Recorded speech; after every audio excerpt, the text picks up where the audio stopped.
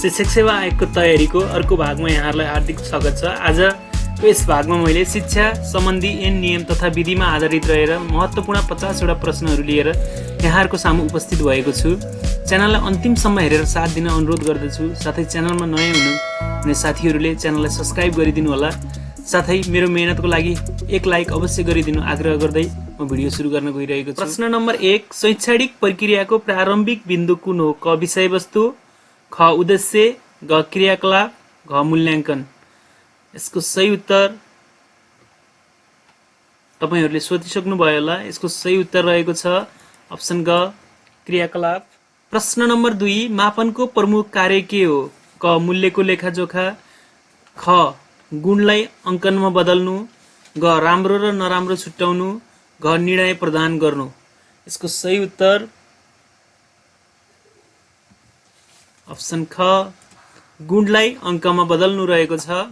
प्रश्न नम्बर 3, अनौपचारिक शिक्षाको विशेषता कुन होइन? क लक्षित समूहको आवश्यकता केन्द्रित शिक्षा, ख खर्चिलो शिक्षा, ग रोजगारी केन्द्रित शिक्षा, घ अलचिलो शिक्षा। यसको सही उत्तर अप्सन क लक्षित समूहको आवश्यकता केन्द्रित शिक्षा अनौपचारिक शिक्षाको विशेषता होइन। प्रश्न नम्बर 4, शिक्षकको पेशागत विकास प्रारूप 2072 अनुसार कस्ता शिक्षकहरूका लागि पुनर्ताजगी तालिम दिन सकिन्छ? क नवप्रवेशी शिक्षकहरूलाई, ख प्रमाणीकरण तालिम पाइसकेका शिक्षकहरूलाई, ग अस्थायी र करार शिक्षकहरूलाई, घ प्रमाणीकरण तालिमका अवसर नपाएका शिक्षकहरूलाई। यसको सही उत्तर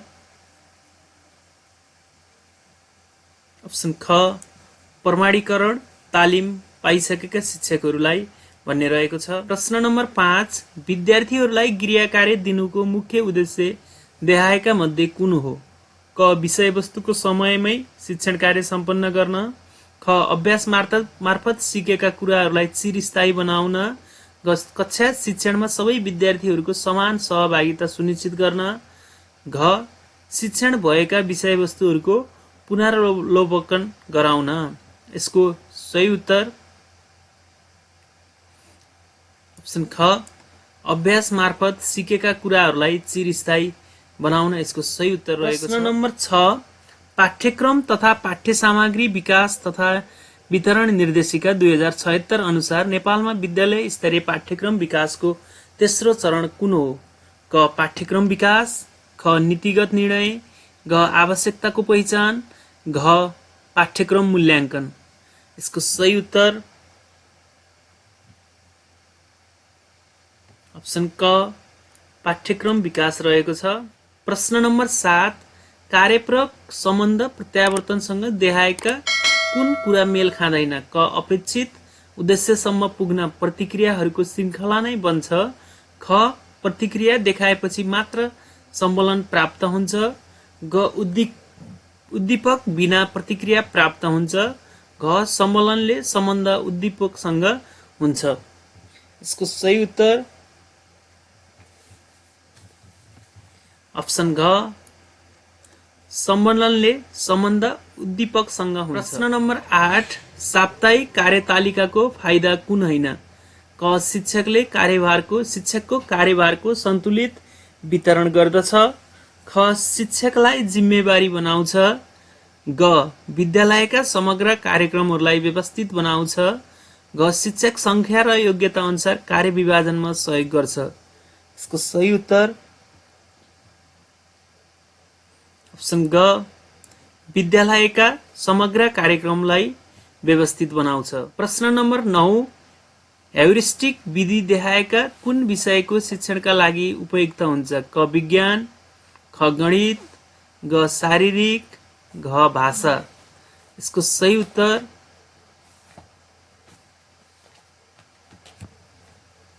अप्सन क विज्ञान। यसको सही उत्तर रहेको छ। ह्युरिस्टिक विधि भन्नाले खोज विधि भन्ने जनाउँछ। प्रश्न नम्बर 10, विद्यालयमा द्वन्द्व व्यवस्थापनमा विन विन रणनीति देखाएका मध्ये कुन होइन? क सहकार्यमूलक, ख सम्झौतामूलक, ग समायोजनमूलक, घ प्रतिस्पर्धात्मक। यसको सही उत्तर अप्सन क सहकार्यतामूलक रहेको छ।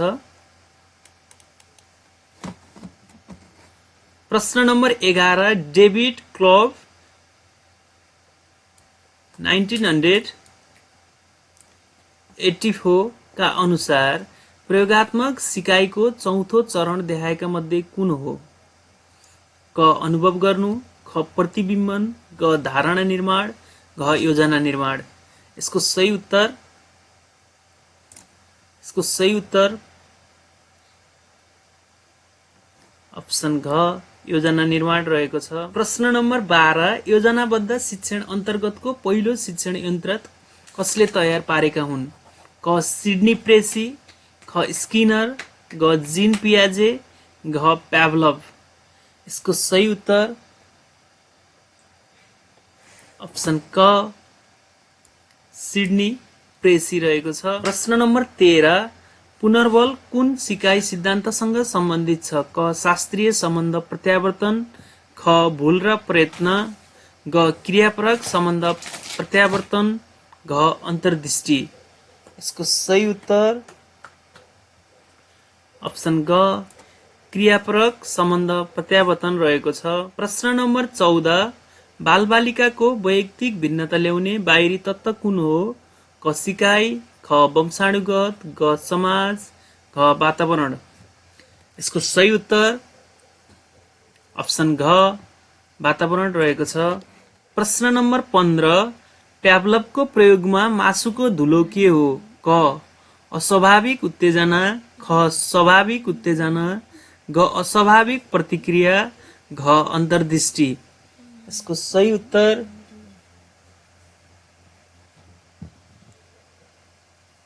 अप्सन ख स्वाभाविक उत्तेजना रहेको छ। प्रश्न नम्बर 16 प्री ग्याङको अवस्था कुन हो?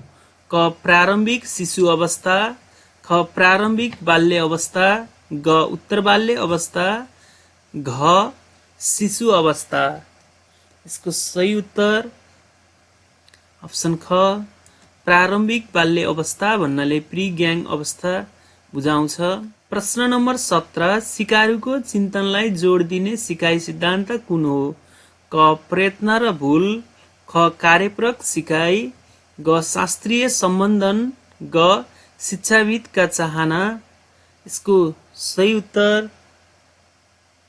अप्सन घ शिक्षाविदको चाहना भन्ने रहेको छ। प्रश्न नम्बर 18 ह्युरिस्टिक वा खोज विधिका प्रतिपादक को हुन्? क फ्रान्सिस बेकन, ग सिमेन ए न्याप, ग अरस्तु, घ ई आर्मस्ट्रग।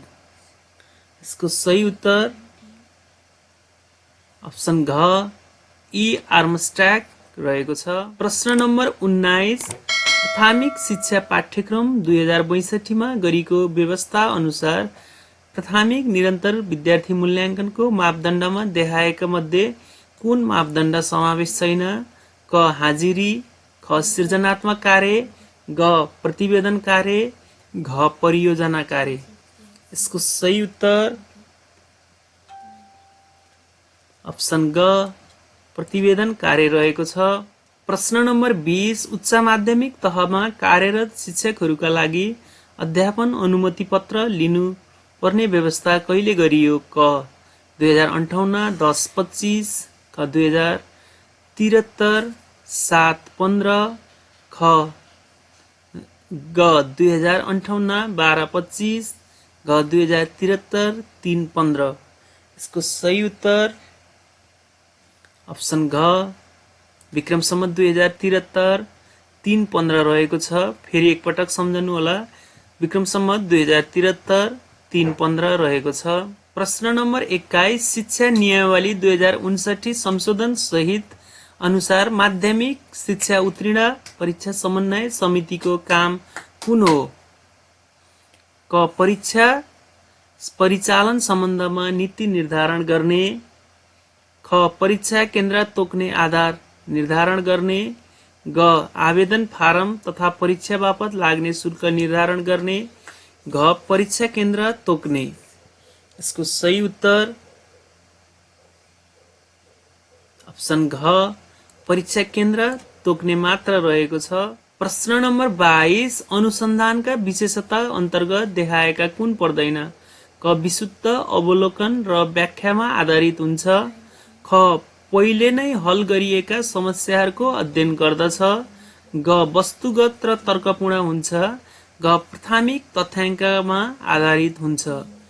यसको सही उत्तर अप्सन ख पहिले नै हल गरिएका समस्याहरूको अध्ययन गर्छ भन्ने कार्यमूलक अनुसन्धान अथवा अनुसन्धानको विशेषता होइन। प्रश्न नम्बर 23 निर्माणात्मक मूल्याङ्कन प्रक्रियामा प्रयोग गरिने औजार तलका मध्ये कुन हो? क एकाइ परीक्षा, ख गृह कार्य, ग कक्षा कार्य, घ माथिका सबै। यसको सही उत्तर अप्सन घ माथिका सबै रहेको छ। प्रश्न नम्बर 24 प्रयोगका आधारमा अनुसन्धानका प्रकार कुन कुन हुन्? क व्यावहारिक कार्यमूलक अनुसन्धान र गुणात्मक अनुसन्धान, ख वर्णनात्मक अन्वेषणात्मक सहसम्बन्ध र व्याख्यात्मक अनुसन्धान, ग परिणात्मक र गुणात्मक अनुसन्धान, ग आधारभूत व्यावहारिक र कार्यमूलक अनुसन्धान। यसको सही उत्तर अप्सन घ आधारभूत व्यावहारिक र कार्यमूलक अनुसन्धान रहेको छ। प्रश्न नम्बर 25 नक्कली अभ्यासद्वारा कुनै परिघटना प्रस्तुत गर्ने सामग्री ... कुन हो? क मोकअप, ख डायोरोमा, ग नमुना, घ रेलिया। यसको सही उत्तर अप्सन क मोकअप रहेको छ। प्रश्न नम्बर 26 तल उल्लेखित कुनलाई जन्मजात तथा शारीरिक उत्प्रेरक भनिन्छ भनेर जानिन्छ? क आत्म उत्प्रेरक, ख आन्तरिक उत्प्रेरक, ग सामाजिक उत्प्रेरक, घ बाह्य वा सिकिएको उत्प्रेरक। यसको सही उत्तर अप्सन ख आन्तरिक उत्प्रेरक रहेको छ। प्रश्न नम्बर 27 पेडागोजीका पिता भनेर कसलाई भनिन्छ? ख अगस्ट कम्टे, ख जोन डिवे, ग मार्कस नोल्स, घ पाउलो फ्रेरे। यसको सही उत्तर अप्सन ख जोन डिवे रहेको छ। प्रश्न नम्बर 28 सामुदायिक संस्थागत गुठी र सहकारी विद्यालय स्थापना, अनुमति र सञ्चालन, व्यवस्थापन तथा नियमन गर्ने कार्य कसको अधिकार क्षेत्रभित्र पर्दछ? क सिकाइ उपलब्धि परीक्षण, ख विद्यालय व्यवस्थापन समिति गठन, ग विद्यालयको नामाकरण, घ विद्यालयलाई ओडालाई बालमैत्री बनाउने। यसको सही उत्तर अप्सन घ ओडालाई बालमैत्री बनाउने रहेको छ। प्रश्न नम्बर 29 स्किनरले सबलीकरणलाई कति प्रकारमा विभाजन गरेका छन्? क 2 प्रकार, ख 3 प्रकार, ग 4 प्रकार, घ 5 प्रकार। यसको सही उत्तर तपाईहरुले सोचिसक्नुभयो होला। यसको सही उत्तर रहेको छ 3 प्रकार। प्रश्न नम्बर 30 बहुभाषी शिक्षा कार्यक्रम परीक्षण गरिएको जिल्लामा कुन पर्दछ? क दाङ, ख बागलुङ, ग मुस्ताङ, घ झापा। यसको सही उत्तर अप्सन घ झापा रहेको छ। प्रश्न नम्बर 31 सिकाइको परिणात्मक र गुणात्मक लेखाजोखाको साथै गुणको अपेक्षा गरिएको मापदण्डलाई समेट्ने कार्य देखाएका मध्ये कसले गर्दछ? क मूल्याङ्कन, ख परीक्षा, ग मापन, घ आकलन। यसको सही उत्तर अप्सन ग मापन रहेको छ। प्रश्न नम्बर 32 पहिले सिकेका सिकाइले पछि सिकिने सिकाइमा कुनै प्रभाव पार्दैन भने त्यसलाई सिकाइको कस्तो स्थानान्तरण भनिन्छ? क सकारात्मक स्थानान्तरण, ख शून्य स्थानान्तरण, ग नकारात्मक स्थानान्तरण, घ सक्रिय स्थानान्तरण। यसको सही उत्तर अप्सन ख शून्य स्थानान्तरण रहेको छ। प्रश्न नम्बर 33 नयाँ शब्दहरू सिक्नु मुख्य गरेर तलका मध्ये केसँग सम्बन्धित छ? क इन्द्रिय सिकाइ, ख शाब्दिक सिकाइ, घ समान तत्त्वको सिकाइ, घ गुणात्मक सिकाइ। यसको सही उत्तर अप्सन ख शाब्दिक सिकाइ रहेको छ। प्रश्न नम्बर 34 हिल्डा टावाका पाठ्यक्रम विकासका चरणमा सिकाइ अनुभवको छनौट गर्ने कार्य कुन चरणमा गरिन्छ? क तेस्रो चरण, ख चौथो चरण, घ पाँचौं चरण, घ छैटौं चरण। यसको सही उत्तर अप्सन ग पाँचौं चरण रहेको छ। प्रश्न नम्बर 25, टाइप सिकेर कम्प्युटर सिक्न लाग्दा सिकाइमा हुने स्थानान्तरण कुन हो? क शून्य स्थानान्तरण, ख नकारात्मक स्थानान्तरण, घ पार्श्व स्थानान्तरण, घ सकारात्मक स्थानान्तरण। यसको सही उत्तर त्यसले सहज बनाउँछ भने त्यसलाई सकारात्मक स्थानान्तरण भनिन्छ। प्रश्न नम्बर 36, पाठ्यक्रमका सन्दर्भमा मूल्याङ्कनका प्रकार कुन कुन हुन्? क निरन्तर र विषयगत, ख निर्माणात्मक र निर्णयात्मक, ग निर्णयात्मक र निदानात्मक, घ विषयगत र वस्तुगत। यसको सही उत्तर अप्सन क निरन्तर र विषयगत रहेको छ। प्रश्न नम्बर 37, राष्ट्रिय पाठ्यक्रम प्रारूप 2077 ले माध्यमिक शिक्षा कक्षा 9-12 का कतिवटा सक्षमता तयार गरेको छ? क 10 वटा, ख 15 वटा, ग 11 वटा, घ 12 वटा। यसको सही उत्तर अप्सन ख 15 वटा रहेको छ। प्रश्न नम्बर 38, अभिभावक वा शिक्षाविदहरू मध्येबाट जिल्ला शिक्षा समितिमा कसरी प्रतिनिधित्व हुने व्यवस्था छ?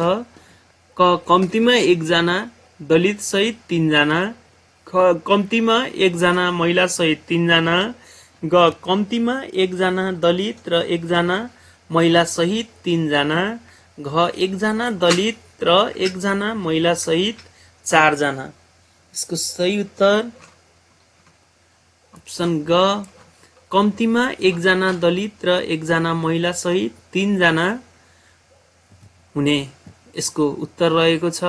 प्रश्न नम्बर 39, शिक्षा नियमावली 2059 संशोधन सहित अनुसार कक्षा 9 देखि 12 सम्म सञ्चालन भएको विद्यालयमा कम्तीमा कति जना शिक्षक हुनुपर्ने व्यवस्था गरिएको छ? क 10 जना, ख 9 जना, ग 8 जना, घ 11 जना। यसको सही उत्तर अप्सन ग 8 जना रहेको छ। प्रश्न नम्बर 40, पुनर्बलको सबैभन्दा उपयुक्त परिभाषा कुन हो? क पुरस्कार र दण्ड, ख पृष्ठपोषणको संयन्त्र, ग परिणामको ज्ञान, घ शिक्षा मनोविज्ञान। यसको सही उत्तर अप्सन घ शिक्षा मनोविज्ञान रहेको छ। प्रश्न नम्बर 41, विद्यार्थी केन्द्रित विधि कुन होइन? क खोज विधि, ख समस्या समाधान विधि, ग निगमन विधि, घ सर्वेक्षण विधि। यसको सही उत्तर अप्सन ग निगमन विधि रहेको छ। निगमन विधि शिक्षक केन्द्रित विधि रहेको छ। प्रश्न नम्बर 42, कक्षा शिक्षणको शैक्षणिक संगठन कति समयका लागि निर्धारण गरिन्छ? क 1 शैक्षिक सत्रका लागि, ख 1 महिनाका लागि, ग 1 हप्ताका लागि, घ दैनिक। यसको सही उत्तर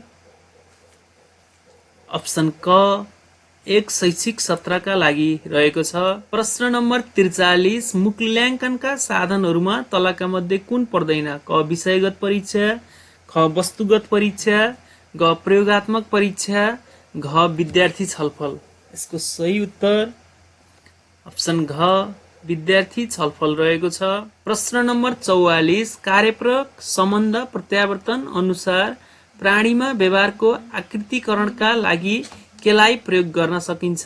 क क्रियापरक सबलीकरण, ख प्रतिक्रियापरक सबलीकरण, ग सकारात्मक सबलीकरण, घ प्राथमिक सबलीकरण। यसको सही उत्तर अप्सन क क्रियापरक सबलीकरण रहेको छ। प्रश्न नम्बर 45, पाठ्यक्रममा समावेश गरिने ज्ञानको सङ्गठित स्वरूप कुन हो? क उद्देश्य, ख विषयवस्तु, ग सिकाइ अनुभव, घ मूल्याङ्कन। यसको सही उत्तर अप्सन ख विषयवस्तु रहेको छ। प्रश्न नम्बर 46, शिक्षण विधि छनौटको मुख्य आधार तलका मध्ये कुन हो? क सक्षमता, ख बाल मनोविज्ञान, ग समय, घ कक्षा कोठा व्यवस्थापन। शिक्षण विधि छनौटको मुख्य आधार, यसको सही उत्तर क रहेको छ विद्यार्थीमा हुने सक्षमताका आधारमा शिक्षण विधि छनौट गर्नुपर्ने हुन्छ।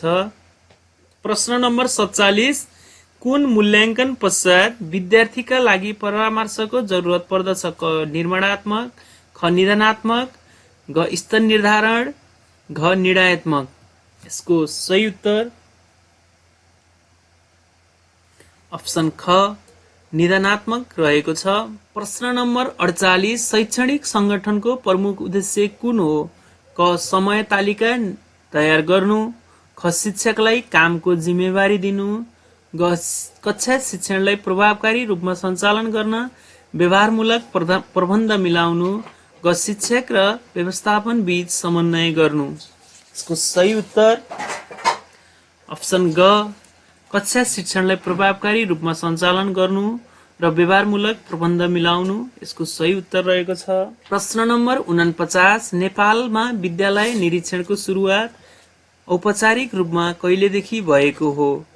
क विक्रम सम्वत 1962, ख विक्रम सम्वत 1996, ग विक्रम सम्वत 1998, घ विक्रम सम्वत 2004।